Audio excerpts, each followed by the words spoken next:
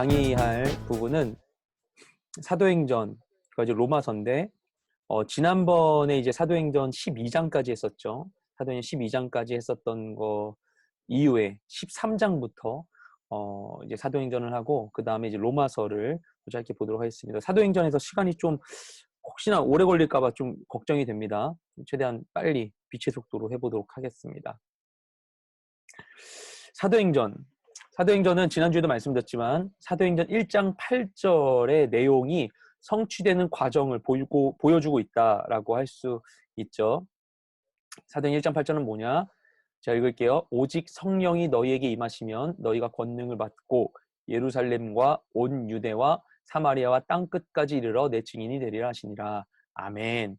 잘 알고 있는 말씀이죠. 많이들 암송하실 겁니다. 이 말씀의 성취 과정이 사도행전의 전체 이 전개되는 이 맥락 가운데 잘 나타나 있어요. 지난주에 설명드린 바 있습니다. 그래서 그 1장부터 7장까지는 그 예루살렘 교회가 이제 시작되는 오순절 성령 강림 사건으로 인하여서 예루살렘 교회가 시작되고 확장되는 것까지의 내용이 1장부터 7장까지 제일 처음에 나오는 예루살렘이고요. 그다음 8장부터 12장까지는 유다와 사마리아로 지금 이제 팔레스타인을 불리고 있는 그 지역들 전체적으로 이게 퍼져나가는 과정이 이제 나타납니다. 스데반 집사의 순교로 인하여서부터 시작되었던 복음의 확장이 보이는데, 그 가운데 중요한 사건이 빌립 집사의 그 이방인 선교에 대한 부분과 그리고 안디옥까지 복음이 전해졌다는 것입니다. 그래서 최초의 이방인 교회인 안디옥 교회가 세워지게 되는 것이죠. 그 다음 이것이 지난주까지 여러분 읽으신 내용이 12장까지인 것이고요. 그 다음 이제 13장부터 28장 끝까지는 안디옥에서부터 이 선교가 이방인 선교가 본격적으로 시작되어서 마지막에는 사도행전에 나오기로는 로마까지 나오는 것입니다. 이게 로마의 복음이 전해진 것까지 기록되는 예루살렘에서 유대 사마리아 거쳐 안디옥으로 거기서 로마까지 전파되는 그 내용이 나오는 것이 이 사도행전입니다. 그렇죠. 근데 이 마지막에 13장부터 28장까지 내용은 또 둘로 나뉜다고 볼 수가 있어요. 그래서 먼저 13장 1절부터 21장 16절까지는 바울의 1, 2, 3차 전도 여행이 나옵니다. 전도 여행 마지막 전도 여행은 이제 예루살렘으로 이제 오게 되죠. 예루살렘에 와서 예루살렘에서 체포되고 로마로 가는 것까지 이렇게 내용이 분리된다고 볼 수가 있습니다. 우리는 이제 이 13장부터 우리가 이 뒷부분을 쭉 보는 것이기 때문에 이 부분들을 쭉 보는 것이기 때문에 13장부터 있는 이 1차 전도 여행부터를 우리가 좀 볼 거예요. 그래서 지금 보시는 것과 같이 이제 오늘 볼 이제 사도행전의 후반부 부분이 이 1차 전도 여행부터 전도 여행 또는 선교 여행 이렇게 부릅니다. 그 다음 있는 사건 15장의 예루살렘 공의의 사건, 2차 선교 여행, 3차 선교 여행, 그 다음 예루살렘에서 체포되고 투옥된 다음에 로마로 가는 것까지 이렇게 내용을 오늘 이어가도록 하겠습니다.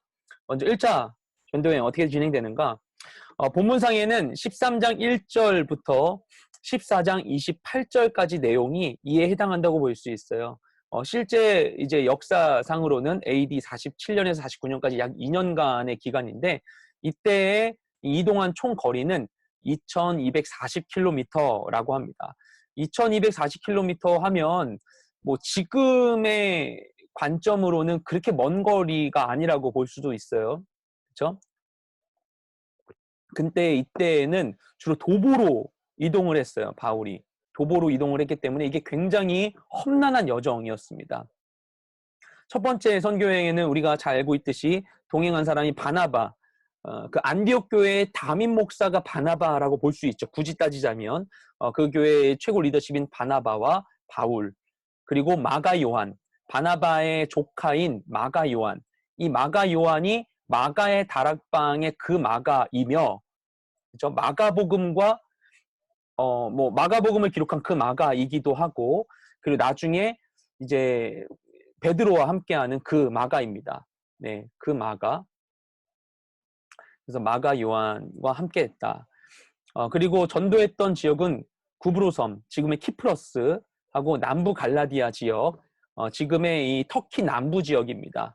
이 지역들에 주로 복음을 전했습니다. 그래서 지도를 좀 보면서 말씀드리면 좀 더 편할 텐데, 제가 지금 준비한 지도가 좀 표현이 충분히 안 되는 것 같아요. 이게 지중해죠. 지중해고, 빠밤. 네, 그리고 이탈리아 반도, 이게 발칸 반도고요. 그리고 여기 이렇게 나와 있는 게 이게 흑해 밑에 이 부분이 소아시아 지역, 터키죠. 소아시아가 왜 소아시아인지 아시죠? 고대 사회에는 아시아가 그냥 여기였어요. 근데 이제 진짜 이쪽 지역 아시아를 발견하고 한 다음에 여기는 그냥 소아시아 이렇게 구분을 한 거죠. 어쨌든 간에 이 지역이 있고 이 옆으로가 이제 이스라엘 쪽입니다. 밑에는 이집트고요. 근데 이 안디옥은 여기에 있어요. 수리아, 지금의 시리아가 여기서 기인한 그런 명칭이라 볼 수 있겠지만 어쨌든 근데 이 안디옥, 수리아에 있는 안디옥 교회에서 이들을 파송하는데 처음 가는 곳은 바로 옆에 있는 섬 키프로스입니다. 키프로스에서 이제 복음을 전하고 잠시만요. 네. 그래서 키프로스에 가서 이제 복음을 전하고 바보에 가요. 바보라는 도시에 가서 여기에서 이제 또 복음 전하고 그 다음에 이제 육지로 가는데 육지로 가서 여기 이제 안디옥, 여기도 안디옥, 여기도 안디옥이어가지고 여기는 수리아 안디옥, 이 위에는 비시디아 안디옥이라고 합니다. 네, 그래서 이 비시디아 안디옥에까지 이제 복음을 전하고 여기서 이제 주로 사역을 합니다. 네, 그 다음에 이제 안디옥에서 사역하다가 이동을 해요. 이고니온으로. 예, 이고니온으로 이동한 다음에 이고니온에서 이제 방해를 받아가지고 그래서 옮기게 되는 것이 이제 여기 루스드라하고 더베로 가는 것이죠. 예. 그 다음에 마지막으로는 다시 그 길을 거쳐서 이렇게 복귀를 합니다. 중요한 것은 무엇이냐면은 먼저 이제 안디옥 교회에서 바나바와 바울을 파송하는 것이죠. 우리가 잘 알고 있는 부분인데 그 다음에 이제 키프로스에서 이제 복음을 전하는 부분들입니다. 이제 거기서 이제 중요한 전도 사역이 나오고, 그다음에 이제 비시디 안디옥에서 이제 사역을 하게 되는데, 이것은 이제 주요 사건들을 좀 따로 정리한 것을 좀 보도록 하죠. 그래서 먼저 구브로에서 바보라는 도시에서 이곳의 총독인 서기오 바울을 전도하는 게 굉장히 중요한 사건입니다. 그리고 거짓 선지자 바예수가 실명하는 그런 예화가 등장하고요.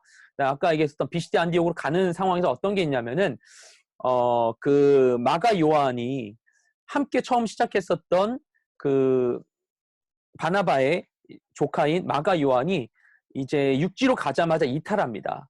왜 그랬을까라고 많이 생각을 하는데 실제로 이 키프로스 섬에서 배를 타고 이들이 갔을 그 항로를 따라서 육지에 가게 되면 가장 눈에 보이는 게 뭐냐면은 그 육지로 보이는 높은 산이라고 해요. 타우루스 산맥이 크게 높게 있어서 그 산을 보고 기겁할 수밖에 없다고 합니다. 그래서 그 비시디아 안디옥 지금 보니까 그냥 간 거잖아요, 이게. 뭐 이게 그냥 비시디 안디옥 그냥 여기도 그냥 뭐 이게 그냥 갔네라고 생각할 수 있는데 엄청 큰 산을 넘어서 가는 거예요. 이곳을 가기 위해서. 그러니까 이 여정이 그냥 굉장히 어려운 겁니다. 저 예전에 군대 있을 때 수색중대에 있었는데 훈련을 하면은 지휘통제실에서 막 그냥 지시하는 거예요. 지도 보면서 야 여기서 여기로 그냥 가라 그래 이렇게 막 손가락으로 딱 지시하면은 무전을 하는 거예요. 뭐 어디서 어디로 가라는구나 이렇게 막 얘기를 하면은 지도상으로 그냥 손으로 이렇게 가는 건데 실제로 가는 건 뭐 산을 넘어서 막 강을 건너서 막 이렇게 가야 되는 거예요. 근데 왜 이렇게 아직 안 갔다 그래? 빨리 갔냐? 막 이렇게 막 물어보는 거죠.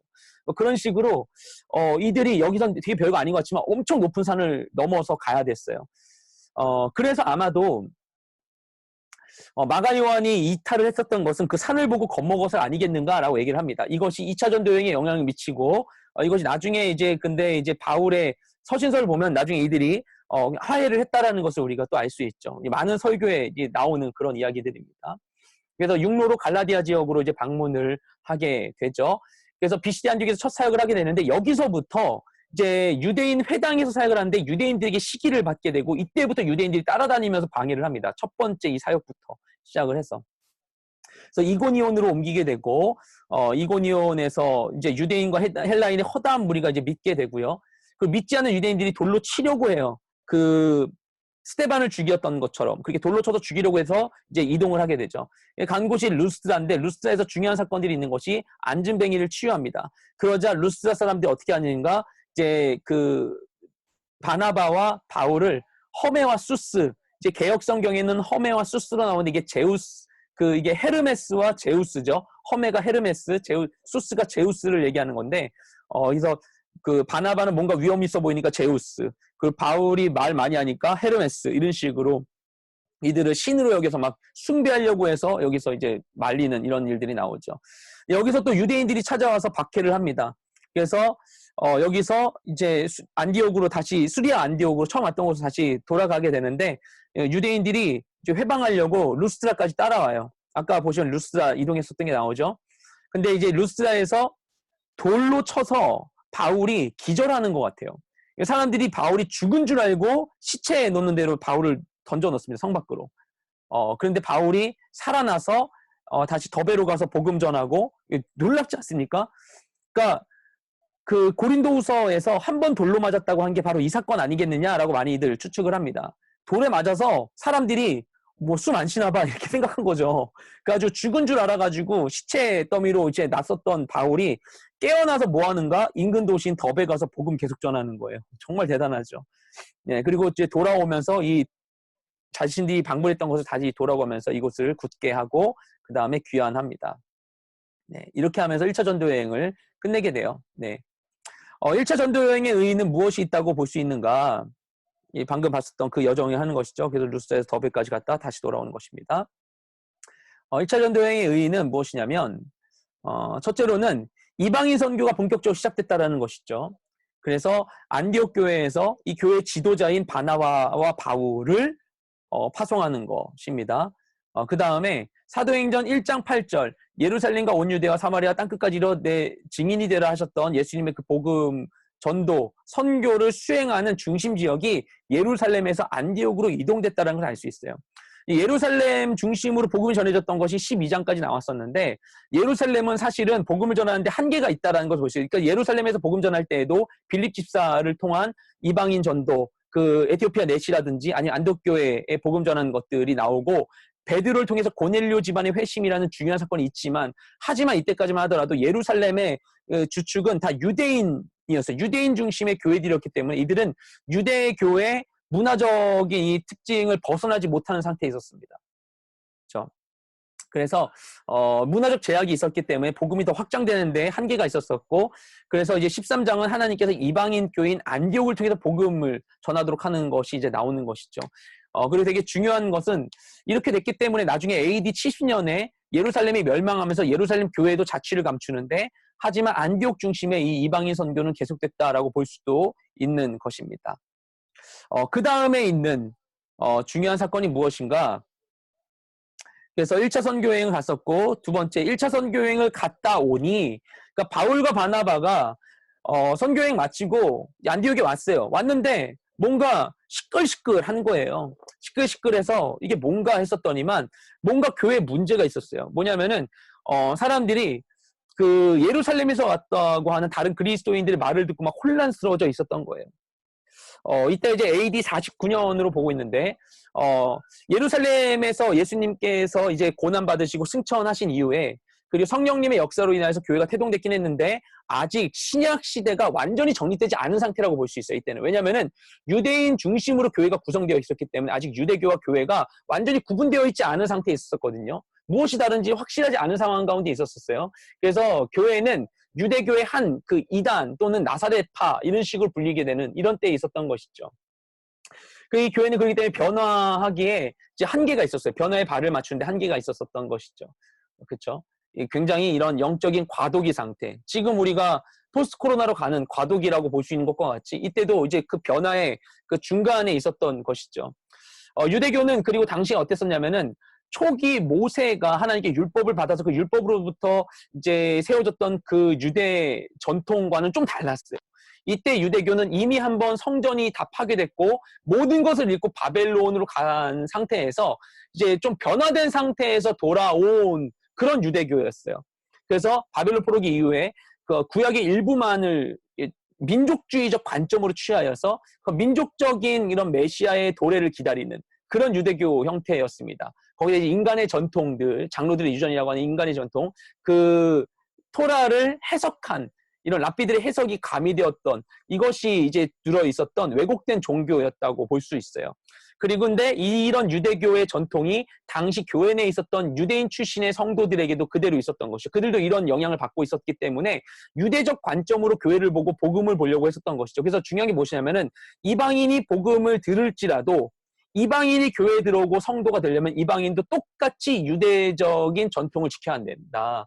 유대교가 돼야만 한다고 했던 것이죠. 제일 중요한 건 뭐냐면은 할례를 받아야 된다. 이게 굉장히 중요한 율법 중에 제일 대표적인 것이었습니다. 네, 그래서 할례를 의무화하는 일이 발생했는데 그런 유대교 출신의 성도들이 안디옥 교회에 가서 바울과 바나바가 없는 동안 막 얘기한 거예요. 너네 이방인인데 뭐 예수님 믿으면 너네 할례 받아야지. 뭐 너네 할례 안 받았냐? 이렇게 하면서 어떤 사람 할례 받고 뭐 안 받고 이런 문제들이 막 생겼던 거예요. 그래서 이것 때문에 바울이 이 안디옥 교회에서 그 대표단을 이제 구성해서 이들을 예루살렘으로 파견합니다. 그렇죠? 그래서 이제 예루살렘 공회라고 하는 첫 번째 기독교 회의가 열려요. 이게 이방인 선교의 역사에 획을 긋는 사건입니다. 바울의 회심이라든지 고넬료의 개종과 같이 굉장히 이방인 선교로 이제 가는 데 있어 아주 중요한 사건인 것이죠. 이곳에서 오랜 토론 끝에 베드로가 이제 변론하다 고넬료의 집에서 이런 일이 있었어 얘기하고 바울과 바나바가 이방인 선교 여행했었던 그 결과 선교 보고를 하고 야고보는 야고보서를 쓴 야고보인데 12제자 중에 야고보는 이미 순교했었죠. 첫 번째 순교자죠. 이 야고보는 예수님의 육신의 형제 야고보입니다. 마리아와 요셉 사이에서 태어난 야고보인데 이 야고보가 이때 예루살렘 교회의 지도자였던 것으로 보여요. 그래서 그가 마무리 짓는 것으로 이제 결론됩니다. 그리고는 이 예루살렘 교회가 자신들의 안에 있었던 유다와 실라에게 이제 공의회가 결정한 이 결정된 서신을 들려보내서 공의회를 대표해서 예루살렘 교회를 대표해서 안디옥 성도들에게 얘기해줘라 해서 안디옥 교회에 얘기해주고 기뻐하는 이런 일들이 일어나죠. 굉장히 제가 중요한 부분이기 때문에 이렇게 설명을 했어요. 여기서 결정한 것은 무엇인가? 예. 이걸 빼먹었었네요. 예루살렘 공의회를 하고 있는 장면입니다. 그래서 바울이 막 이렇게 막 설명하고 사람들이 듣고 있는 건데 사도행전 15장 1절에서 35절까지가 이것을 얘기하고 AD 49년도에 있었던 사건입니다.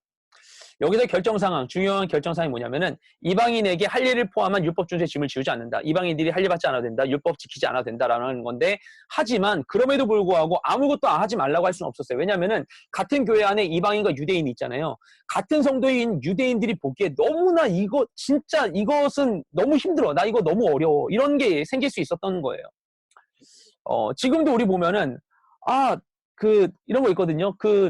우리나라에서도 조선족 출신 이 중국인 동포분들의 교회들은 좀 우리랑 되게 다른 게 있는데 뭐냐면은 그분들이 담배를 피세요. 근데 교회 앞에서 막 피고 하는 부분들이 있어요. 이게 문화적으로 너무나 우리랑 다른 부분이 있는데 그분들 전도를 위해서 그것들에 대해서 정죄하지 않지만 하지만 이것이 한국 교회에서 지켜온 이 정결과 거룩에 대한 기준과는 너무나 다르기 때문에 좀 마음 어려울 수 있는 부분이 생길 수 있겠죠. 이게 좀 비근한 예지만 이를테면 뭐 그런 거라고 볼 수 있어요. 그러니까 유대인들이 너무나 어려워할 수 있는 것은 하지 않도록 하는 거예요. 이게 뭐냐면은 4가지의 최소 의무 규정인데 우상에게 바쳐진 제물을 먹지 마라. 음행하지 마라. 그리고 목매어 죽인 동물의 고기를 먹지 마라. 피를 먹지 마라. 멀리해라. 이런 얘기를 한 겁니다. 그래서 이방인이 유대인 출신 신자 양심의 거리낌을 존중할 수 있도록 하는 것이죠. 그래서 우리가 이 4가지를 지금 우리가 똑같이 그대로 지켜야 된다는 건 아니에요. 이것은 당시의 문화적 배경 속에서 줬던 거예요. 그래서 이것을 줌으로써 이러함으로 인해서 예루살렘 공의회로 인해서 어떤 결과가 일어났는가? 결국 여기서 확정한 아주 중요한 건 뭐냐면은 구원은 은혜로 주어지는 것이다. 전적으로 은혜로 주어지는 것이다. 이것이 여기서 결정되는 겁니다. 이따 우리 로마서도 보겠지만 구원은 인간이 율법을 지킴으로써 구원받는 게 아니다. 전적으로 그리스도의 그 십자가 공로로 인하여서 그냥 우리가 한 게 없는데도 불구하고 하나님이 은혜로 거저주시는 것이다. 이것이에요. 두 번째, 구원의 보편성입니다. 구원을 받는 것은 유대인이나 이방인이나 차별 없다. 똑같고 똑같이 예수 그리스도를 통해서만 구원받는 것이다.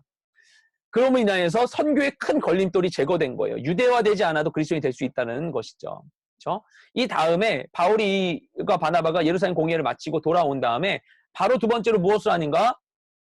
바로 2차 전도 여행을 갑니다. 2차 전도 여행은 15장 36절부터 18장 22절까지 내용이고 AD 49년에서 52년 약 3년간 굉장히 기간이 길어나죠. 예. 그리고 거리도 길어졌어요. 예, 4,500km에서 5,600km 정도로 봅니다. 왜 길어졌는지는 이따 보게 될 거예요. 동행하는 사람들은 누구인가? 실라와 디모데와 누가? 실라를 데리고 갑니다. 여러분 아시겠지만 2차 전도여행 가면서 바나와 바울 간에 갈등이 생기죠. 무엇인가 하면은 바나바는 1차 때 데려갔었다가 중간에 중도 포기를 했었던 자기 조카 마가 요한 데려가자. 근데 바울이 안 돼. 걔 못 믿겠어. 이렇게 얘기를 하는 것이죠. 그래가지고 둘이 싸우다가 결국은 바나바는 나 그럼 야 삼촌 따라와 해가지고 마가 요한 데리고 가고 그다음 바울은 이제 실라를 데리고 갑니다. 그리고 이동 중에 디모데를 만나고 누가를 만납니다. 이 디모데 그 디모데 맞습니다. 디모데 전서를 쓴 그 대상인 디모데 누가 맞습니다. 누가복음과 사도행전 쓴 그 누가가 이때 2차 전도여행 도중에 합류를 하게 되는 것이죠. 이방인이었는데 합류하는 것이죠. 네, 그래서 이들과 이제 함께 이제 바울이 간 내용이 나옵니다. 바나바는 더 이상 등장하지 않아요. 하지만 이렇게 해서 이들이 나뉘어져서 더 입체적으로 복음 전도가 됐을 것으로 보고 있습니다. 그럼 어떻게 이들이 이동을 했는가? 지도를 또 볼게요. 아까 봤었던 그 지도, 그래서 이제 안디옥에서 길리기아 지역으로 갑니다. 길리기아가 더 큰 개념이고 밑에 보면 다소라고 있죠. 길리기아 다소. 어딘지 아시죠? 바울이 길리기아 다소 출신이죠. 네, 그래서 이 길리기아 이 지역 수리아와 이 길리기아 지역으로 쭉 가면서 복음을 전한 다음에 이 남부 갈라디아 지역으로 이제 복음을 전합니다. 1차 전도 여행 중에 갔었던 이 남부 갈라디아 지역들을 방문을 해서 복음을 이제 전해요. 그런 다음에 이어서 이 무시아 지역의 드로아로 갑니다. 예. 여기가 이제 항구 도시이기 때문에 네, 여기로 가서 이제 여기서 어떻게 하는가 넘어가요. 예, 이게 굉장히 중요한 건데 이 드로아에서 이 사람은 계속해서 이 갈라디아 지역이나 여기에서 계속 복음을 전하고 싶었었는데 전체적인 건 무슨 얘기를 하냐면은 성령님이 자꾸 허락하지 않았다. 그러니까 뭔가 구체적인 얘기는 하지 않지만 일이 자꾸 막히는 거예요. 여기도 그냥 복음 전하려고 했고 여기로 갈 생각 없었거든요. 계속 아시아 지역에서 복음 전하려고 했는데 뭔가 자꾸 일이 막히는 거예요. 성령님이 허락하지 않았대요. 이렇게 해서 이동하고 하다가 결국엔 이제 드로아에 왔는데 이곳에서 무엇을 보냐면은 이 마케도니아인들이 이리 오십시오, 오세요 하는 이런 그 환상을 보게 되죠. 그래서 여행 진로를 바꿉니다. 생각지 않았던 유럽으로 가게 됩니다. 예, 유럽으로. 그래서 이 발칸반도 지역으로 가는 것이죠. 지금 그리스, 마케도니아 뭐 이렇게 뭐 또 뭐죠? 뭐 알바니아 이런 거 있는 이쪽 지역으로 가는 것이죠. 그래서 이 지역이 북쪽은 마케도니아, 남쪽은 아가야예요. 근데 어쨌든 여기로 갑니다. 제일 먼저 가는 곳이 빌립보입니다. 빌립보. 예. 빌립보서 쓰는 바로 그 빌립보. 그죠? 예. 그래서 빌립보로 가서 빌립보에서 누구 만나냐면은 아침에 나갔다가 자주자상사 루디아를 만나죠. 예. 그래서 루디아는 자주색 옷감을 이제 취급하는 큰 상인이라고 보시면 됩니다. 부자예요, 부자. 어쨌든 그 루디아를 만나고 그리고 감옥에 이제 갇혔다가 그 간수의 집에 다 전달을 하게 되는 이제 감옥 흔들렸는데 아시죠? 이제 간수에게 이제 주 예수를 믿으라 그래야만 너와 내 집이 구원을 받으리라 해서 이제 가족 모두가 구원받는 그 사건이 여기 나오는 것이죠. 그 다음에 이제 어떻게 하는가 이동을 해서 이 데살로니가와 베레아로 갑니다. 그래서 그 여기에서 이제 많은 이들이 회심하게 되고 복음에 많은 그 뭐 귀부인들이나 뭐 유대인, 이방인 막 많은 사람들이 되게 관심을 갖게 돼요. 하지만 여기서도 유대인들의 방해를 받게 됩니다. 그래서 여기서 어떤 일을 하는가? 바울이 여기서 전도하다가 결국 자기를 막 박해하는 사람들 때문에 함께 했었던 실라와 디모데를 여기에 두고 자기 혼자 아덴으로 가요. 아테네로. 예, 아테네로 갑니다. 그래서 여기서 이제 그 아리스바고 그 설교를 하죠. 설교를 하고 여기서 소수만 회심을 합니다. 되게 열심히 설교를 하는데 많은 이들이 회심하지 않아요. 그렇죠? 그 다음에 고린도로 갑니다. 예, 고린도로 가서 여기서 할 때에는 많은 이들이 회심하게 돼요. 근데 여기서도 유대인들이 방해를 하게 되는데 이게 힘든데 주님이 환상 중에 격려를 해주시며 잘 해봐 뭐 이렇게 하세요. 그래서 여기서 1년 6개월간이나 사역을 합니다. 1년 반이나 굉장히 길게 사역을 하죠. 그리고 여기서 데살로니가 전후서를 씁니다. 왜냐하면 자기가 데살로니가 지역에서 사역하다가 사람들이 막 이렇게 방해해서 내려온 거잖아요. 여기 있으면서 데살로니가에 대한 소식을 듣고 데살로니가 전후서를 씁니다. 네. 그리고 이제 결과적으로는 마지막에 이제 갱그레아와 에베소를 거쳐서 안디옥으로 다시 귀환을 이제 밑으로 갱그레아에서 이제 여기서 귀환을 하는데 귀환할 때 어떻게 하냐면은 배로 가요. 배로 이렇게 해서 바로 그냥 복귀합니다. 바로 복귀합니다. 이게 3차 선교 여행하고 달라요. 3차 선교 여행하고 경로 사실 비슷한데 3차 선교 여행은 가는 게 비슷한데 올 때 육로로 이렇게 와요. 육로로 왔다가 여기서부터 이제 배를 타요. 3차는. 여기까지는 어느 정도 에베소까지 이게 육로로 가요. 여기까지 육로로 갔다가 배를 타요. 근데 여기선 그냥 여기서 바로 배 타고 가요. 그냥 바로 배 타고 갑니다. 이 지역들을 보면 보시면 아까도 설명해 드렸지만 지금 동그라미 친 이 지역들 그렇죠. 이 지역들이 이 길리기아 에서 이제 드로아까지 이 지역들이 이제 소아시아 지역이죠. 에게해 동편의 소아시아 지역, 지금 터키 지역들입니다. 그리고 이쪽 빌립보에서 여기 막 베레아까지 했었던 여기가 이제 헬라 지역인데 여기가 마케도니아, 헬라 지역 중에서도 마케도니아고요. 이 밑에가 아가야예요. 사도행전 보면 자꾸 나올 부분이기 때문에 얘기를 한 겁니다. 주요 사건을 다시 좀 몇 개 추리면 이제 바나바 결별한 거, 실라 디모데 누가가 합류한 것, 마케도니아 환상 말씀드렸죠. 빌립보에서의 사역, 데살로니가 베레아에서 전도 사역, 그리고 아덴에서 아레오바고 설교를 했다라는 것, 그리고 고린도에서 사역한다라는 것. 이것이 주요 사역들입니다. 2차 선교여행의 의의는 무엇인가? 첫째로는 선교 지역이 소아시아에서 유럽으로 확장됐다는 거예요. 굉장히 중요한 사건이죠. 그리고 성령님의 주도적 활동, 성령님이 바울이 가는 것을 막으시고 이 사람의 여정을 새롭게 인도하셨어요. 굉장히 중요한 부분입니다. 그래서 복귀를 하고서 무엇을 하는가? 바로 3차 여행 떠납니다. 3차 전도 여행은 이제 18장 23절부터 21장 16절까지인데 AD 54년에서 58년까지 6년간 소요된 굉장히 긴 여정이었어요. 왜 길어졌는지 이따 설명드릴게요. 약 4,500에서 5,600km. 이거는 길이는 그렇게 많이 더 확장된 건 아니죠. 그리고 여기 데려가는 건 누가와 디모데. 누가는 계속 가죠 이제. 그리고 1, 2차 전도 선교 여행 때 갔었던 그 교회들을 재방문합니다.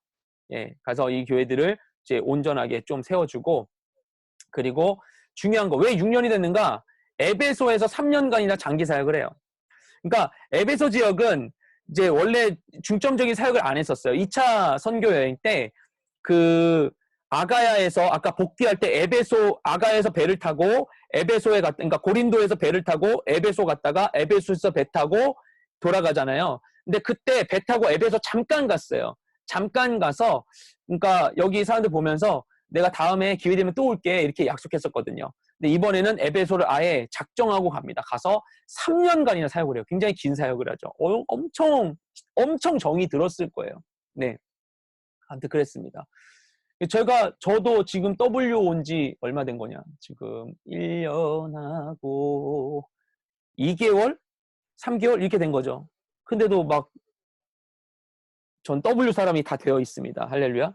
그러니까 1년 반 동안 고린도에서 사역, 3년간 에베소 사역은 굉장히 많은 시간을 보낸 엄청난 정이 든 이런 시간이었다고 볼 수 있죠. 아무튼 그렇습니다. 그리고 이제 2차하고 다른 것은 아까도 설명드렸지만 2차는 갔다가 복귀할 때 배로만 왔는데 3차는 육로로 왔다가 일부 지역 이제 배로 간다라는 거. 이렇게 해서 좀 3차보다 좀 긴 거예요. 그래서 그래서 특징은 어쨌든 이 두 가지라는 거. 어떻게 이동을 했느냐? 또 보겠습니다. 지도 엄청 보죠? 네, 지도를 볼 거예요. 그래서 처음에는 이 안디옥에서부터 출발을 해서 쭉 가는데 이 1차 선교여행 때 주로 가서 갈라디아 지역들을 쭉 훑으면서 가요. 남부 갈라디아 교회들을 순회합니다. 그렇게 순회하고 그 다음에 사도행전에 갑자기 아볼로라는 인물이 나와요. 아볼로는 갈라디아 사람도 아닌데 왜 등장하는가? 18장 후반부에 이 사람이 이제 에베소에서 복음 전했던 사람이기 때문에 에베소 얘기하기 위해서 아볼로가 잠깐 등장해요. 그래서 그 다음에 이제 에베소에서 사역을 합니다. 네. 에베소에서 에베소 이제 사역을 하는 것이죠. 그래서 에베소에서 중요한 게 이제 에베소에서 성령 강림 사건합니다. 사람들한테 너네 성령 받았냐? 우리는 요한의 세례밖에 모르는데 이렇게 얘기하는 거예요. 요한의 세례밖에 안 받았다. 그러니까 세례를 받았는데 요한의 세례밖에 안 받았다 하는 것이 이것이 우리가 오해할 수 있어서 이제 굳이 미리 말씀드리면 질문 나올 수 있어요. 요한의 세례라고 하는 것이 복음은 들었는데 성령은 안 받았다라고 할 수 있는데 그거라기보다는 요한의 세례라고 얘기하는 것은 그러니까 세례 요한이 세례를 줬을 때는 예수님이 메시아가 공생이 하기 전에 세례를 줬던 거였잖아요. 그 전에 먼저 깨우치고 회개하도록 했었던 건데 그 정도의 그 얕은 복음이 전해졌던 거죠. 완성된 복음이 전해지지 않았던 건데 바울이 가서 복음을 온전히 전합니다. 예수 그리스도의 십자가 복음을 전하는 것입니다. 그다음에 성령 강림 사건이 일어나는 거예요. 그렇죠? 그 다음에 뭐하냐? 여기서 두란노 서원을 세워요. 이제 회당에서 복음 전하는데 방해받으니까 에이 그냥 내가 따로 할래 해가지고 두란노 서원을 따로 세웁니다. 그래서 두란노 서원에서 이제 복음을 전하는데 많은 사람들이 회심을 합니다. 많은 사람들이 복음을 듣습니다. 네. 그래서 그러니까 3개월간 회당에서 하다가 이제 쫓겨나서 이제 두란노에서 하는데 2년간 두란노에서 사역을 해요. 2년간 하는데 유대인과 헬라인 뭐 할 것 없이 많은 이들이 와가지고 복음을 듣게 됩니다. 그리고 놀라운 사건이 일어나죠. 바울의 손수건이나 앞치마를 아픈 사람에게 얹기만 해도 병이 낫는 거예요. 그리고 또 굉장히 놀라운 사건이 있는데 뭐냐면은 이 에베소 지역은 굉장히 큰 도시였었고 여기에는 많은 그런 마술사들이나 이런 무당이나 이런 사람들이 있었어요. 근데 그 사람들이 회심해서 어떤 일이 일어났는가 5만 드라크마 어치나 되는 그 굉장히 그 엄청난 이런 뭐랄까 숫자의 이런 경제적인 이런 규모의 이런 그 마술책들 이런 뭐랄까 그런 점 보는 이런 책 같은 것들을 다 불태운 거예요. 이 사람들이 그것을 다 버리기로 해서 예 굉장히 큰 사건이죠. 엄청난 사건입니다. 그렇게 한 다음에 이 에베소에서 또 뭐 하냐면은 여기서 고린도전후서를 쓰고 갈라디아서를 쓰고 로마서를 써요. 그래서 이때 막 그 에베소에 있는 중에 바울이 이제 고린도를 중간에 방문 왔다 갔다 했을 것이다 라는 이런 생각들도 있고 그 고린도전서를 이때 쓰지 않았다라는 추측도 있고 하는데 어쨌든 일반적인 뭐 한 예로는 이제 고린도전서 갈라디아 로마서 여기서 썼을 것이다 라고 추측하고 있습니다. 여기서 이제 오랫동안 있으면서 예. 근데 이제 에베소에서 이제 문제가 생기죠. 여기서는 이제 그런 굉장히 우상숭배가 팽배했던 곳인데 아까 말씀드렸던 것처럼 그런 사람들이 막 그런 마술책 태웠잖아요. 그러니까 여기서 중요한 그런 사업이 있었는데 뭐냐면은 우상 만드는 거였어요. 은장색이라고 나옵니다. 개혁 성경에는 이제 이런 은으로 만드는 이런 우상 만드는 사람들이 이제 장사가 안 되니까 데메드리오라는 사람을 위시해서 폭동이 일어나서 막 바울 막 없애라고 막 하는 것이죠. 그래서 결국에 바울이 여기서 나가요. 그래서 마케도니아 지역으로 갑니다. 마케도니아 지역으로. 그래서 여기서 구체적으로 어디 갔다가 사실은 다 기록되어 있지는 않아요. 그래서 마케도니아와 아가야 지역에서 사역했다 해요. 그래서 이제 고린도까지 이렇게 갔겠죠. 그 다음에 여기를 거쳐서 다시 드로아로 돌아옵니다. 드로아 해가지고 드로아로 와요. 예. 그래서 이 사역을 갔다 오는데 한 1년 걸렸을 걸로 봅니다. 예. 오고 그 다음에 이제 여기에서 원래 이제 바로 그냥 여기 안디옥 그냥 돌아가려고 했었었는데 그 사람들이 자기를 죽이려고 한다라는 얘기를 듣고는 그 다음에 좀 이제 또 경로를 바꿔요. 예. 그래서 이렇게 밀레도로 갑니다.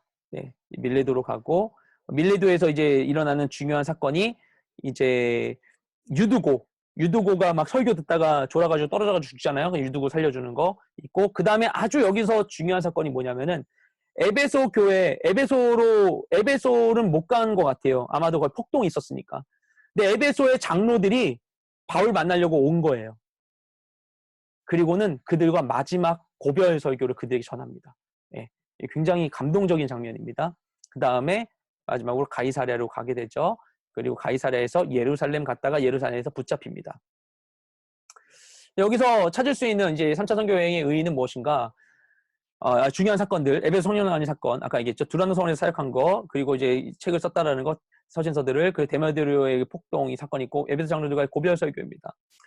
여기서 중요한 이제 의의는 무엇인가 하면, 바울의 선교 비전과 복음의 열정을 우리가 깊이 들여다볼 수가 있다는 거예요. 그래서 바울이 여기서 복귀하는 여정 중에는 사람들이 다 가지 마세요 이래요. 왜냐면은 가면은 당신을 붙잡을 거예요. 당신 잘 안 될 거예요. 그리고 그 예언자들이 또 얘기하죠. 당신 가면 붙잡힙니다. 이렇게 붙잡힙니다. 계속 얘기하는데 바울은 갑니다. 그리고 되게 재밌는 게 뭐냐면은 그 중에 복귀하려고 하는 중에 하나님께서 바울에게 먼저 말씀을 해주세요. 네가 로마로 갈 거다라는 얘기를 해주세요. 그래서 여기서부터 바울이 그걸 푸는 것 같아요. 아, 성령님이 이전에 성령님이 마케도니아로 인도했었는데 성령님이 나를 또 다른 곳으로 인도하시겠구나라는 인도하심을 느껴요. 그래서 성령님의 인도하심을 따라 위험이 예고되어 있음에도 불구하고 갑니다. 이 복음 전도에 대한 엄청난 열정을 보여줘요. 그리고 새로운 부르심의 과정, 방금 말씀드린 부분들. 그래서 어떻게 해서 바울이 이 다음 여정으로 가게 되는 것인가, 이것이 이 3차 전도여행 가운데 이제 나오는 것이죠. 그래서 여기서 굉장히 중요한 게 아까 전에 그 에베소 장로들과의 고별 설교라고 했는데 이게 이겁니다. 내가 달려갈 길과 주 예수께 받은 사명, 곧 하나님의 은혜의 복음을 증언하는 일을 마치려 하면은 나의 생명조차 조금도 귀한 것으로 여기지 아니하노라. 아멘.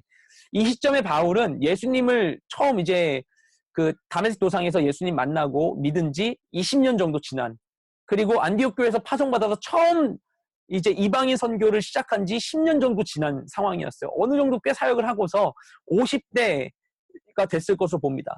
근데 그 중년이 되어가지고 바울이 이 고백을 하는 거예요. 그때 놀라운 고백을 하는 것이죠. 나는 주님께 모든 것을 바쳤다. 난 그래서 갈 것이다 라고 에베소 장로들에게 얘기하고 서로 눈물의 이런 그 작별을 하고 떠나게 됩니다. 그 다음에 어떻게 되는가? 예루살렘에서 체포당하고 투옥되죠. 사도행전 21장 17절에서 26장 32절까지 말씀이에요. 다 여러분 아마 아는 내용일 텐데 좀 되짚어보는 의미가 될 겁니다. AD 50판에서 60년까지 2년간으로 봅니다. 그래서 여기 이게 그러니까 그 뭐랄까 지금까지 선교여행하면서 여기 갔다 저기 갔다 엄청난 이야기들이 있었잖아요. 근데 이건 되게 간단해요. 예루살렘에 붙잡혀서 거기에 있다가 그 다음에 이제 바울이 이제 호송 받아가지고 가이사랴에 있는 이 총독 관저로 가고 뭐 그냥 총독 관저에서 2년 동안이나 구금돼 있는 거예요. 별거 없잖아요. 근데 분량이 6장이나 됩니다. 왜 그런 것인가? 여기에는 5번의 바울의 변론이 등장해요. 이것을 누가가 꼭 기록한 것 같아요. 의도적으로. 첫 번째가 유대 군중에게 변론하는 것. 처음에 이제 유대인들이 막 바울을 야 바울 얘 왔어 얘 붙잡아 그래서 막 죽이려고 막 하려고 하는데 그때 백부장이 발견하고는 삐삐 나오세요 이렇게 하는 거예요. 그래가지고 나오세요 해가지고 딱 붙잡은 다음에 바울 붙잡은 거예요. 그래가지고 일단은 사람들 좀 이렇게 진압하고 문제 일어나지 않게 하려고 한 다음에 바울이 제가 한마디 해도 되겠습니까? 이렇게 하니까 해봐 해가지고 여기서 백부장이 아니라 천부장이에요. 천부장이 해서 여기서 한 말씀 합니다. 바울이. 이게 첫 번째 변론. 그 다음 두 번째는 다음날 이제 천부장이 이제 유대인들하고 제대로 얘기해보라고 사내들인 공회 앞에서 얘기하도록 해요. 사내들인 공회는 이제 이 당시 이스라엘의 최고 의결 기구였는데 두 조직이 이제 반반씩 있는 겁니다. 하나는 이스라엘의 제일 큰 축의 하나라고 있는 바리새파 사람들, 이제 율법 중심의 신앙을 이제 고수하는 사람들이고 한쪽은 사두개파 사람들, 예루살렘 성전에서의 제사 중심의 이 사람들입니다. 이들이 좀 같은 신앙이지만 좀 다르게 이렇게 있는 애들인데 얘네들이 반반해가지고 같이 이제 의결하는 것이 사내들인이에요. 여기서 또 바울이 이제 변론하면서 여기서 얘기하죠. 나는 이제 부활에 대한 얘기를 하는 것이다. 뭐 이렇게 막 얘기를 하니까 서로 막 싸웁니다. 걔네들이. 와! 그래가지고 바울이 이렇게 나왔는데 그 다음에 이제 바울 죽이려고 40명이 먹지도 막지도 않으면서 바울을 죽이려는 암살단이 조직되어 있다는 얘기를 듣고는 가이사랴로 갑니다. 그래서 이제 재밌는 게 뭐냐면 중요한 건 뭐냐면은 이제 뭐 상식으로 예루살렘 본디오 빌라도가 예수님이 돌아가실 때 본디오 빌라도가 그 재판을 하잖아요. 근데 본디오 빌라도가 예루살렘에 있잖아요. 근데 본디오 빌라도가 그러니까 이스라엘의 유대에 있는 총독이 원래 있는 곳은 예루살렘이 아니라 가이사랴입니다. 가이사랴는 그 지중해 연안에 있는 항구 도시예요. 카이사레아 이 이름에서 알 수 있듯이 카이사르 황제에게 바치는 도시로 만든 거예요. 잘 보이려고. 근데 거기가 있는 데인데 왜 빌립보는 그때 예루살렘에 있었는가? 예루살렘 성벽 한쪽 귀퉁이 끝에 안토니오 요새라고 있어요. 이스라엘 예루살렘 가시면 볼 수 있는데 그곳이 이제 안토니오 요새가 걔가 이제 일할 수 있는 관저였어요. 거기에 예수님 돌아가실 때 본디빌라도가 하필 거기 있었어요. 그래가지고 그 모든 일들이 진행됐었던 거죠. 어쨌든 그래서 가이사랴로 갑니다. 여기서는 예루살렘 가이사랴로. 예, 거기가 이제 그 총독이 이제 있는 곳이기 때문에 거기 가가지고는 총독 벨릭스 총독 앞에서 변론하고 재판이 진행이 되죠. 근데 벨릭스가 이게 바울이 죄 없는 게 다 드러났어요. 그러니까 사실 그러니까 얘네들이 이제 그 유대인들이 변호사를 고용합니다. 더둘로라고 하는 이 당시에 이제 로마 이제 법제가 이제 고도화 되기 때문에 이제 변호사 더둘로를 통해서 변론을 하는데 세 가지 죄목이 나와요. 하나는 소요죄, 두 번째는 나사렛 이단의 괴수다, 세 번째 성전 모독죄다. 이렇게 하는 건데 일단 바울이 소요죄에 대한 것 그리고 성전 모독죄에 대한 것 증거 없다 이렇게 얘기해 버려요. 그 나사렛 이단의 괴수라는 건 종교적인 문제잖아요. 결국에는 바울 피소한 것은 이유 없음으로 그냥 기각해야 되는 것인데 벨릭스가 그렇게 하지 않아요. 왜냐하면 유대인들이 잘 보이려고. 참 나쁜 사람이죠. 그래서 바울을 묶어둡니다. 근데 이제 총독이 바뀌었어요. 베스도 총독 바뀌었는데 베스도도 이 미결수가 있으니까 다시 한번 재판하는데 여기서 또 바울이 한 번 더 변론을 합니다. 근데 이제 바울이 재판 한 번 더 해보고 나니까 벨릭스나 내 베스도 바뀌어서 좀 날 줄 알았는데 벨릭스나 베스도나 도찐 개찐이네. 얘네들은 날 풀어줄 생각이 없어. 안 되겠어 해가지고는 로마 황제에게 상소합니다. 근데 베스도가 그 상황 가운데에서 이제 로마 황제에게 상소되니까 이게 어떤 사건인지를 이제 써야 될 거 아니에요. 어떻게 상소해야 되는지. 그것을 위하여서 이제 잘 쓰려고 정보를 얻어야겠는데 자기가 좀 유대 문화를 잘 모르니까 유대 문화에 정통한 헤롯 아그리파 2세 이 당시에 있었던 얘를 부릅니다. 이제 이쪽 이제 왕족을 불러가지고 얘 앞에서 청문회를 합니다. 바울이 얘기하도록 하는 거예요. 그래서 아그리파 2세 아그리파 앞에서 한 번 더 이제 변론을 할 수 있게 되는 것이 이게 총 5번 변론을 하는 겁니다. 예. 그런데 이 상황에서도 바울은 무엇을 하는가? 여기서도 전도합니다. 대단하죠. 예. 만나는 기회마다 전도를 하는 대단한 것 같아요. 그렇죠.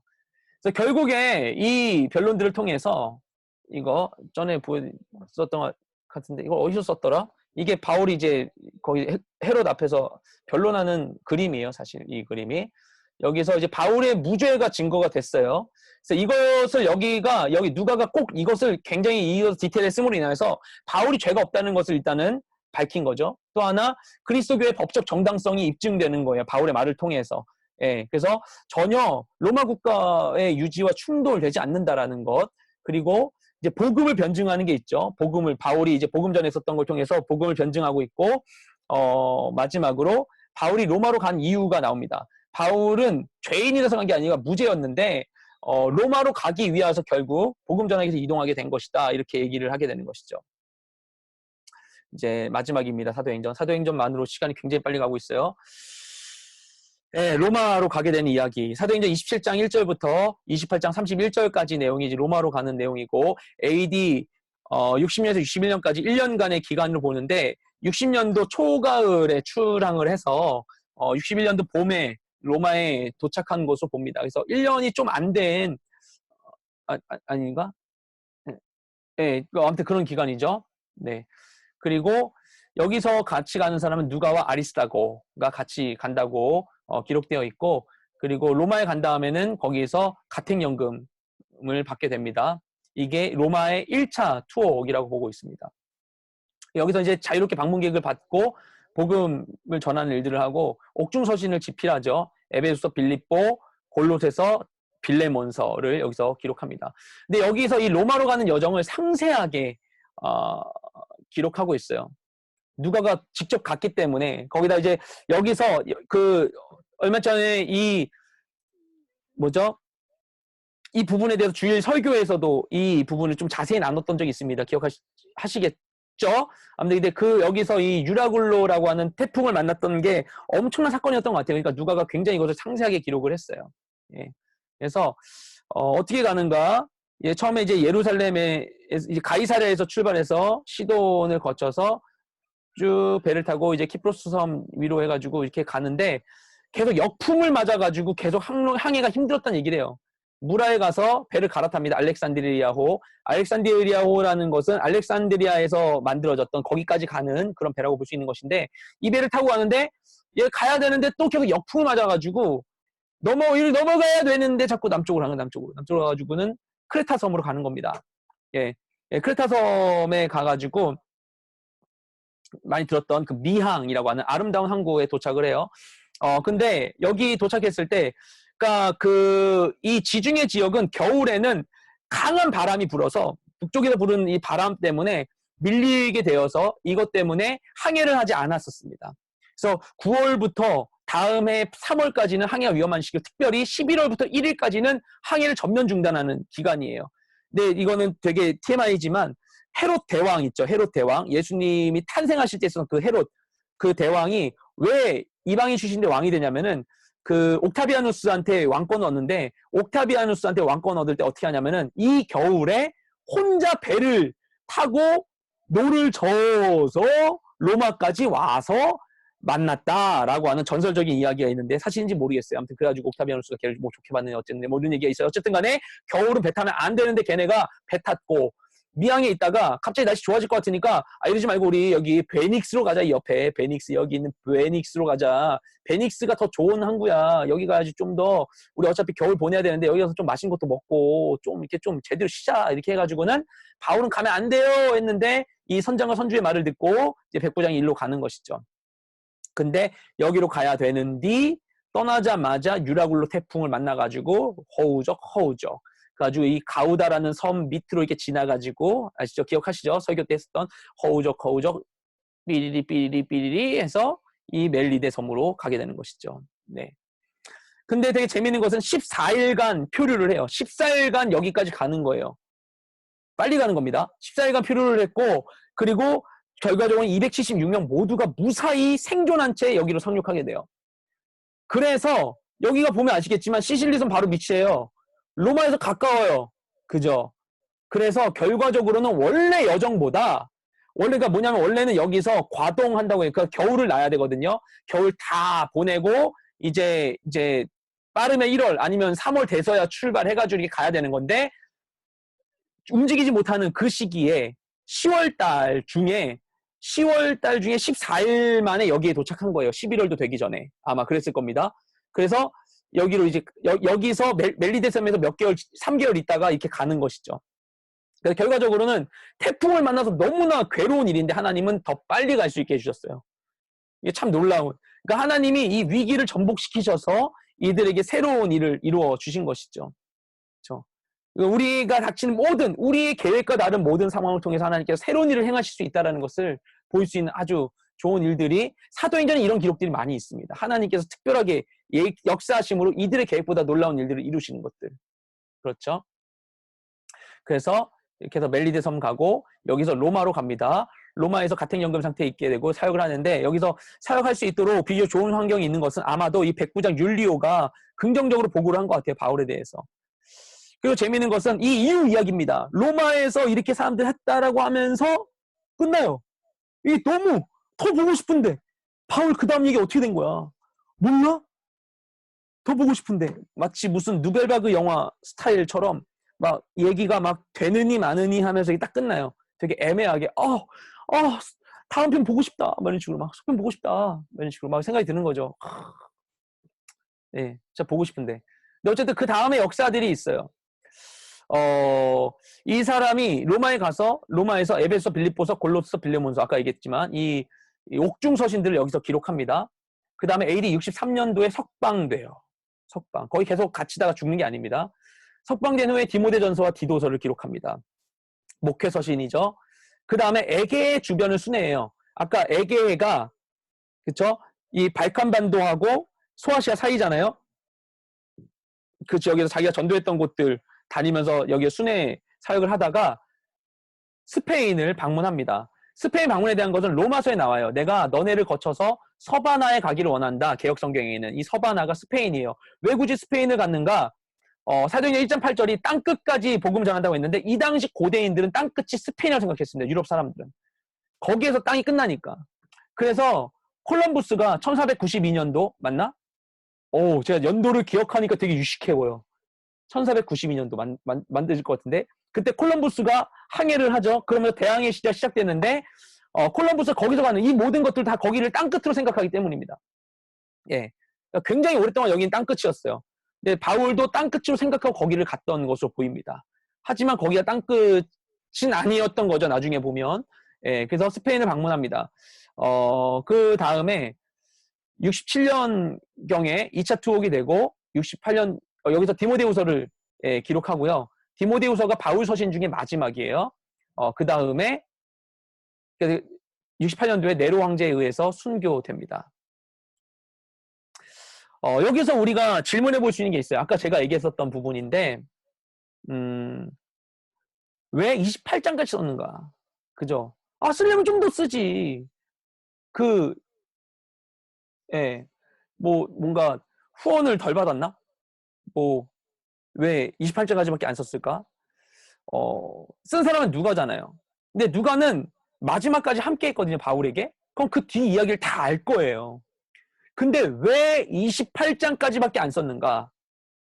중요한 목적은 무엇인가 하면, 이유는 무엇인가 하면은, 이 사도행전은 바울의 전기가 아니라는 것입니다. 복음의 전파에 대한 이야기였기 때문이에요. 그래서 로마까지 복음이 전해진 것, 이것으로 일단 사도행전에 누가 쓴 그 목적은 다 된 것이었습니다. 그리고 열린 결말로 맺은 것이 약간의 의도도 있을 거라는 생각이 드는 거예요. 왜냐? 사도행전 1장 8절에서 땅끝까지 복음 전파하는 것은 바울이 갔던 스페인이 땅끝도 아니었고 어느 장소 특정할 수 없다라는 이런 판단이 있지 않았을까? 이건 좋은 판단인 것이죠. 그래서 여기까지 쓰지 않았을까라고 생각이 됩니다. 사실 강의를 아까 끝냈어야 했고 그리고 여러분 이미 나눔을 했어야 했는데 죄송해요. 로마서를 또 안 할 수는 없잖아요. 로마서를 빛의 속도로 좀 해볼게요. 그래서 로마서를 최대한 하고 9시에 수모임, 나눔 모임을 조금 이렇게 좀 하도록 하겠습니다. 죄송합니다. 네. 로마서로 바로 가도록 하죠. 제가 말이 좀 느리죠. 제가 좀 실수하는 것 같아서 말을 좀 느릿느릿하게 돼가지고 더 느려진 것 같아요. 신약의 서신서가 총 21권이 있어요. 그리고 바울 서신 그 중에 13권이 있는데 이 중에 제일 시작이 되는 서문이 로마서라고도 볼 수 있습니다. 성경 전체가 다 예수 그리스도를 통한 구원에 대한 하나님의 계시라고 볼 수 있고 이 중에서 그래서 이제 구약이 쭉 있고 그냥 신약이 있는데 신약 서신서들이 이 모든 구약의 하나님 구원 계획을 쓰고 있는 성경 전체 중에서 제일 그 복음이 잘 정리되어 있는 게 서신서들이라고 볼 수 있는 것이죠. 제일 나중에 기록된 방식들이잖아요. 그래서 로마서가 그 서문이 할 수 있는데 로마서에서 아주 중요한 이유는 이신득이입니다. 많이 들어보셨죠? 이신칭의라고도 하죠. 하나님의 입장에서는 칭의겠죠. 그러니까 이 써있자 믿음으로써 의를 얻었다. 우리 입장에서 보면 의를 얻은 건데 하나님 입장에서는 이신칭의죠. 의롭다 칭해 주신 것이죠. 우리를. 이신득이 또 이신칭의 이렇게 이것이 로마서의 가장 중요한 주제입니다. 뭐냐? 믿음으로 의롭게 되었다. 이 얘기를 하는 거예요. 많이 들어보셨을 것입니다.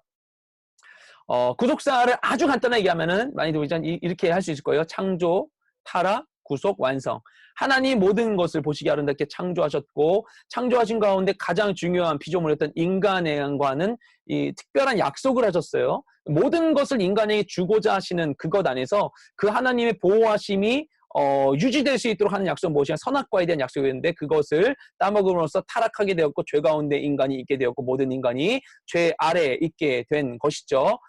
그 상황에서 하나님께서 구원을 약속하신 창세기 3장 15절부터 시작되었던 구원의 약속이 점진적으로 발전되어서 결국 약속된 메시아가 이 땅 가운데 오시고 예수님의 십자가 구속 사건을 통해서 우리가 구원받았습니다.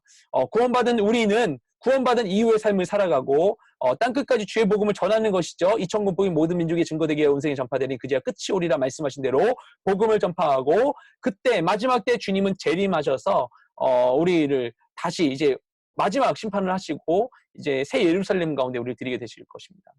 그렇죠? 예수 그리스도의 십자가 구속으로 인해서 우리는 구원을 받았어요.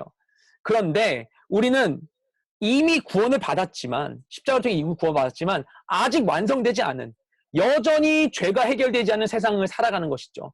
구원받은 새로운 사람이 되었지만 아직 죄된 세상 가운데 죄된 육체를 입고 살기 때문에 아직 우리는 이 구속사에 있어서 이중적인 과도기의 상태에 있는 걸 볼 수 있습니다. 그렇죠? 지금 우리 모두가 역사적인 변화의 시기에 있는 것과 같이 우리는 영적으로도 이런 과도기에 있는 것이죠.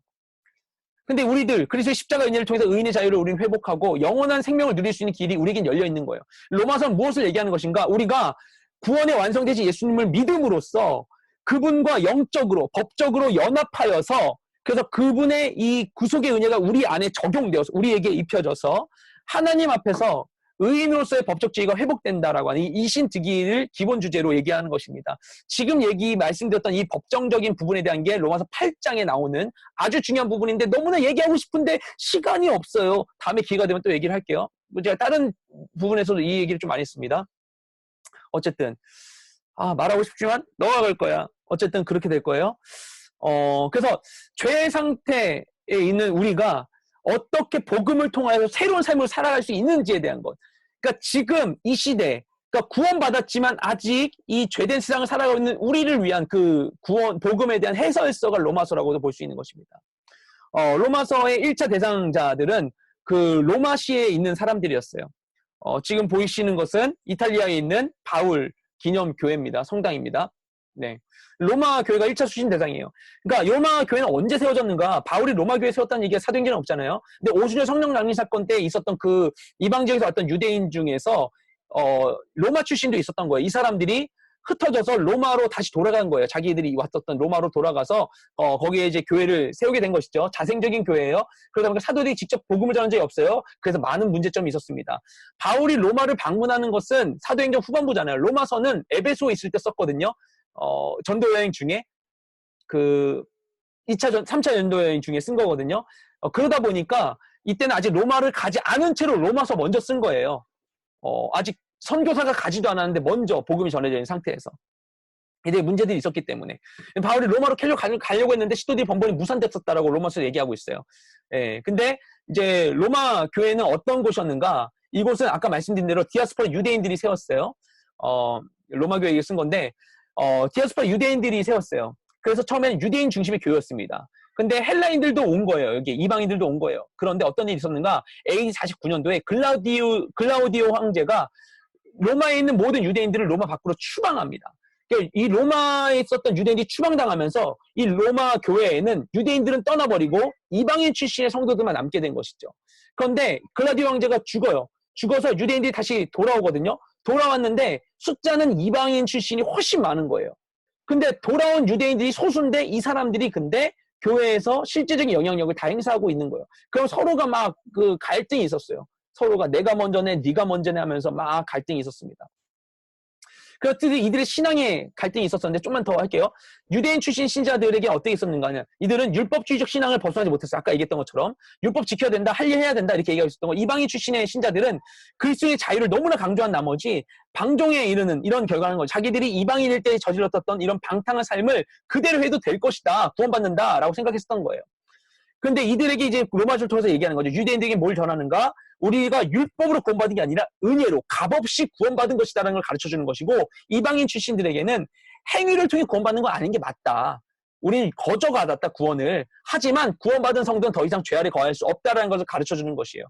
그리고 또 나아가서 그리스도의 삶이 어떻게 돼? 성도들은 세상 안에서 세상 권력을 대하면서 로마를 대하면서 하늘나라 시민으로서 어떻게 살아야 되는가? 국가와 교회와 사회와 어떤 관계에 맺어야 되는가 얘기하는 것이죠. 네. 그래서 맨 처음에 도입부가 나오고요. 인사를 하고 간단하게 복음을 이제 요약하죠. 뭐 어쨌든 그렇습니다. 그리고 이제 여기서 먼저 나오는 게 유대인 이방인 우리 다 죄인이야. 이 얘기를 정리한 다음에 하지만 하나님께서 우리에게 새로운 의를 주셨어요. 율법이 아닌 새로운 한 의를 우리에게 주셨다. 그럼 그 의가 하나님의 의가 하나님이 예비하셨는데 그 의가 예수 그리스도에 주신 그 의가 우리에게 오면 어떻게 되는 것인가? 우리에게 미치는 효력이 무엇인가? 우리의 영적인 법적 지위를 변화시킨다라는 얘기를 하는 것이죠. 그래서 8장이 제일 핵심이 되는 내용이라고 할 수 있습니다. 근데 여기서 끝나지 않아요. 9장에서 11장을 보면은 그러면 그 하나님으로부터 주어진 그 의, 이신득이의 그 복음이 어떻게 역사적으로 전개됐는가? 그래서 이것이 이스라엘에게 먼저 주어졌지만 이스라엘이 거부함으로써 그 이방인에게 가게 되었고 이방인으로 인해서 다시 이스라엘이 구원받아서 결국에는 전 인류가 구원받게 되는 귀한 역사, 선교적 역사가 이루어질 것이다라는 것이 여기서 나오는 것이죠. 굉장히 긴 얘기들을 이렇게 막 아무튼 빨리 할 수밖에 없는. 그 다음에 이제 12장 1절부터 15장 13절까지는 그 의가 우리 삶에 적용되면 어떻게 살아갈 것인가. 그게 두 분 나뉘어요. 여기 12장부터 14장 14절까지는 12장 13장 이 두 장 동안은 성도의 생활에 대한 부분. 교회, 아니면 사회, 국가, 이웃과의 관계를 어떻게 해야 되는가 나오는데 14장부터 15장 13절까지는 로마 교회에 있었던 실제 문제들이 있습니다. 음식과 절기에 대한 이런 문제들. 이걸 얘기하면서 성도들이 서로 사랑으로 연합해야 되는 것을 가르쳐줘요. 마지막으로 15장 14절부터 16장 27절까지는 끝 인사입니다. 로마 방문할 계획을 얘기하고 마지막 권면을 하는 것이죠. 네, 이렇게 해서 사도행전 후반부와 로마서를 다 마쳤어요. 네, 이상입니다.